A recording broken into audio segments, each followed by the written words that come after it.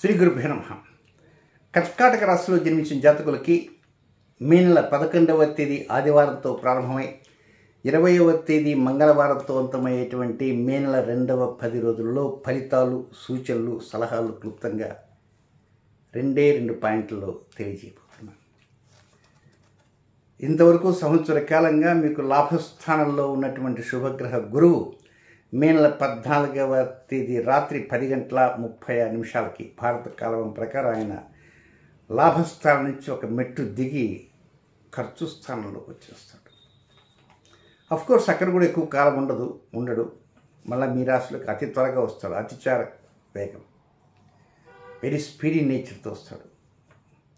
దీనికి సంబంధించిన ఒక ప్రత్యేక వీడియో చేసి కూడా భారత్ పాక్ వార్ సందర్భంగా కొంత పక్కన పెట్టేశాను. ఎందుచేతంటే కొంత యుద్ధభయ వాతావరణం పైన కూడా దీని ప్రభావం ఉంటుంటుంది.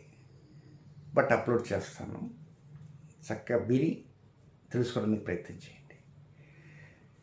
ఇక నెక్స్ట్ కర్కాటక రాశిలో జన్మించిన జాతకులకి మొదటి పాయింట్ ఏంటంటే 11వ తేదీ ఉదయం దగ్గర నుంచి 15వ తేదీ మధ్యాహ్నం 2:05 వరకు ఉన్న సమయం అంతా కూడా ఏదో సాధించాలనుకుంటారు. కెరీర్లో కావచ్చు, ఉద్యోగంలో, వ్యాపారంలో, వ్యవహారాల్లో, ప్రారంభాల్లో, కొనుగోలులో, అద్దె ఇంట్లో కొనుగోలు, న్యూ హౌస్ పర్చేజ్ కావచ్చు. చాలామంది ప్రైవేట్ ఉద్యోగస్తులు ఉద్యోగం రాగానే హడావుడిగా కొంత లోన్ తీసుకొని ఇల్లు కట్టేస్తారు, కొనేస్తారు. అక్కడ ఏమాత్రం తేడా వచ్చిందంటే ఇక్కడ ఈఎంఐ ఆగిపోతుంది. ఇలాంటి వాళ్ళు చాలామంది ఉంటారు. అది కొంతమందికి సమస్యాత్మకంగా వస్తుంటుంది. కొంచెం జాగ్రత్తగా ఆలోచన చేయాలి. నెక్స్ట్ కింగ్ కర్తవ్యం ఏమిటని కూడా ఆలోచన చేయాలి. దీంతోపాటు వివాహం కావాల్సిన అమ్మాయిలు ఉండొచ్చు, చదువుకోవాల్సిన అమ్మాయిలు ఉండొచ్చు. వారి వివాహ విషయాలు, వారి ఆరోగ్య విషయాలు, వారి ఉద్యోగ విషయాలు, చిన్నపిల్లలు ఉండొచ్చు, కిడ్స్ ఉండొచ్చు. ఒక్కోసారి ఆ కిడ్స్ వాళ్ళు ఏదో పక్క ఇంట్లో కిడ్స్ వాళ్ళకి కావాల్సినవి వాళ్ళు చూసి అవే కావాలని మారం చేస్తుంటారు. వాళ్ళకి తెలియదు కదా, చిన్నారులు. కొంతమంది ఏడిపించడానికి పాపం కొంతమంది తల్లిదండ్రులు 2 దెబ్బలు వేయడానికి ప్రయత్నం చేస్తారు. వాళ్ళు మనకు సరదాన్ని అందించేవారు. కనుక ఒక్కసారి ఆ సంతానం చిన్నవారు కావచ్చు, పెద్దవారు కావచ్చు, అతి పెద్దవారు కావచ్చు, ఏదైనా వారి వ్యవహార విషయాలలో, వారి యొక్క వ్యక్తిగత విషయాలలో ఒక్కోసారి మీరు లోతులకు వెళ్ళలేకపోతారు. ఎంత పేరెంట్స్ అయినప్పటికీ కూడా కొంతవరకు మాత్రమే మీకు కొన్ని విషయాలు చెప్తారు తప్ప అన్ని విషయాలు మీకు చెప్పలేకపోవచ్చు. పేరెంట్స్ ఏమైనా బాధపడతారేమో ఉద్దేశంతో కొన్ని విషయాలు దాచిపెట్టవచ్చు. అది పేరెంట్స్ గమనించి దానికి తగినట్లుగా నెక్స్ట్ ఫర్దర్ స్టెప్ తీసుకుంటే అనుకూలంగా ఉంటుంది.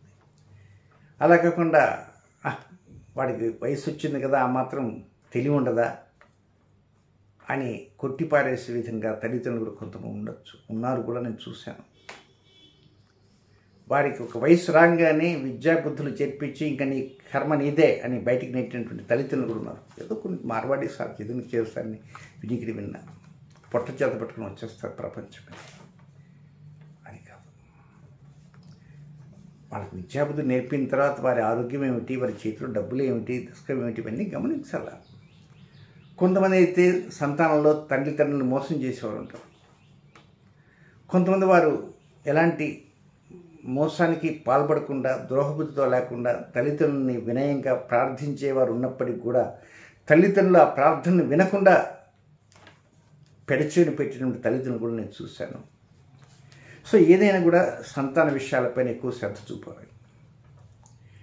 నెక్స్ట్ రెండవ పాయింట్ ఏంటంటే 15వ తేదీ మధ్యాహ్నం 2:08 ప్రారంభమై 20వ తేదీ అర్ధరాత్రి వరకు సమయం అంతా అనుకూలంగా సాఫీగా సాగిపోతుంది. ఈ 10 రోజులు ఎక్కడ అష్టమ చంద్ర దోష సమయం అనేది టచ్ కాలేదు. వివాహం కానటువంటి వారికి, వివాహం అయినటువంటి వారికి, దంపతులకు ఉన్నవారికి, ప్రేమికులకి, లివింగ్ రిలేషన్ ఉన్నవారికి, నెక్స్ట్ వ్యాపార భాగస్వామికి అందరికీ అనుకూలమైనటువంటి అవకాశాలు వచ్చే విధంగా 16, 17, 18, 19, 20 ఈ తేదీలు కొన్ని అంశాల్లో సుస్వాగతాన్ని పలకపోతున్నాయి. ఆ స్వాగతం పలికాగానే మీలో ఏదో తెలియనటువంటి ఒక జోష్ కనబడుతుంది, అంతర్లీనంగా కనబడుతుంటుంది, ఆనందం కనబడుతుంటుంది, కళ్ళల్లో మెరుపు కనబడుతుంది. కొనుగోలు కావచ్చు, అమ్మకాలు కావచ్చు, బంగారం కొనుగోలు కావచ్చు, డాక్టర్ గారికి రిపోర్ట్ మీకు ఫేవరబుల్గా ఇచ్చేటికి మీ ఆనందానికి అవధులు లేకుండా ఉంటాయి. అప్పు తీరిపోయింది, నోట్ డ్యూ సర్టిఫికేట్ చేతిలోకి వచ్చేటికి ఎంతో ఆనందంగా ఉంటారు కొంతమంది. అలాంటివి కూడా కొంతమందికి పొందగలుగుతారు. సో ఏదేమైనా 5వ తేదీ అర్ధరాత్రి దగ్గర నుంచి 15వ తేదీ అర్ధరాత్రి దగ్గర నుంచి 16, 17, 18, 20 అన్ని రోజులు చక్కగా ముందుకు వెళ్ళడానికి అవకాశాలు వస్తాయి. ఇక కర్కాటక రాశిలో జన్మించిన జాతకులకి, అంటే పునర్వసు నక్షత్రం 4వ పాదంలో జన్మించిన జాతకులకి 18వ తేదీ ఆదివారం సాయంత్రం 6:52 ప్రారంభమై 19వ తేదీ సోమవారం రాత్రి 7:29 వరకు వారికి అనుకూలమైన సమయం కాదు. రొటీన్ కార్యక్రమం మాత్రం చక్కగా చేసుకోవచ్చు, ఇబ్బంది పడాల్సినంత అవసరం లేదు. నెక్స్ట్, పుష్యమి నక్షత్రంలో జన్మించిన జాతకులకి 19వ తేదీ సోమవారం రాత్రి 7:29 మొదలై 20వ తేదీ ఆదివారం 20వ తేదీ మంగళవారం రాత్రి 7:32 వరకు వారికి అనుకూలమైన సమయం కాదు. రొటీన్ కార్యక్రమం చేసుకోవచ్చు.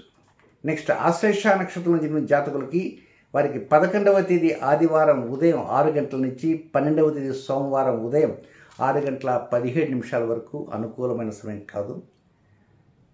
రొటీన్ కార్యక్రమం చేసుకోండి. ఏదేమైనప్పటికీ కూడా రాబోయే జూన్, జూలై నెలల్లో కొంత కుజకేతు సంఘర్షణ అనేది జరగబోతుంది కనుక కొంచెం జాగ్రత్తగా ఆర్థిక లావాదేవీల్లో దాదాపు 2 months ఈ ఆర్థిక లావాదేవీల్లో జాగ్రత్తగా ఉండాలి.